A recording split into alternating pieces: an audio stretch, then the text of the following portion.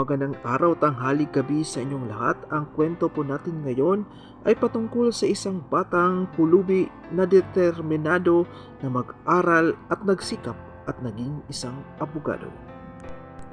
Ang istorya ni Juanito.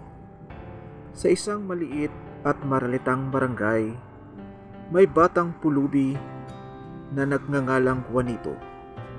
Sa kabila ng kahirapan, pinilit ni Juanito na makapag-aral sa pamamagitan ng pagtitinda ng basahan at pagkukuskus ng sapatos. Ngunit sa kanyang paglaki, nahumaling si Juanito sa masamang barkada na nag-udyok sa kanya na magnakaw at mangulimbat.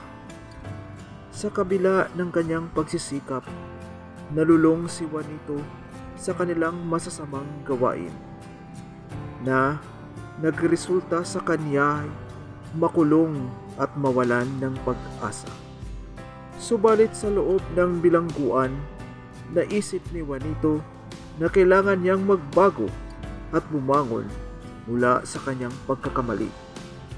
Sa tulong ng mga kababayan na naniwala sa kanya at ng taong nagbigay ng pag-asa, nagsikap si Juanito na mag-aral at makakuha ng edukasyon kahit nasa loob ng bilangguan. Matapos ang ilang taon, nakalaya si Juanito at nagpatuloy sa pag-aaral. Sa kanyang determinasyon at sipag, nakamit niya ang kanyang pangarap na maging abogado.